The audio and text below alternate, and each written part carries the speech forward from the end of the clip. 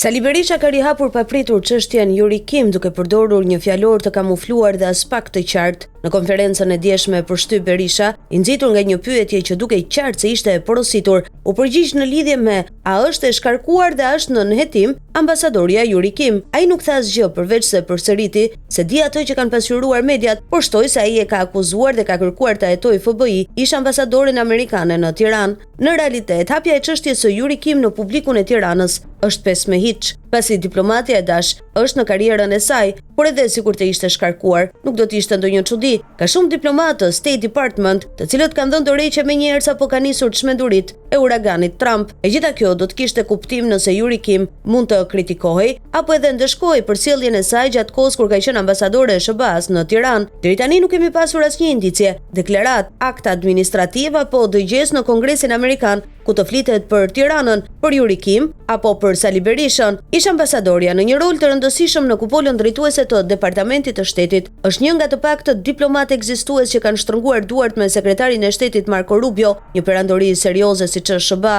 vepron me rekorde dhe letra. Yuri Kim është përzgjedhur në 2016 nga shtëpia e bardhë për ambasadore në Tiranë dhe ky rekord në letra nuk ka se si të fshihet. Ndaj nuk është rastësi që Yuri Kim u emërua nga Rubio në një detyrë të rëndësishme për Ukrainën. Administrata e re nuk mund të nxjerrë diplomatë hapë mbyll syt si presigjatori Lepujt nga Kapelia. Do duhet të punojmë me ata diplomatë që pranojnë dhe i përshtaten politikave të administratës së re, e që duket qartë se Yuri Kim është ingranuar në epokën e re Trump, madje edhe me vendim administrativ. Pra Sali Berisha nuk ka asnjë fakt, asnjë shenjë që armikja e tij që i ka kërkuar demokratëve ta hanë bar nëse duan të rrinë me doktorin, është sot një viktim për cilën duhet të bëhet fest. Po përse atëherë rihapi çështjen e Yuri Kim? Sipas asaj që perceptohet Berisha, edhe pse urren deri në asht Yuri Kim, nuk e ka me të. Deklarata e tij e djeshme është thjesht një kod drejtuar Spakut, Altin Dumanit, në gjuhën e tij të shantazhit të përdorur vazhdimisht, që në një farë mënyrë i kanë siguruar avantazhe. Statusi aktual i Sali Berishës, që është në liri,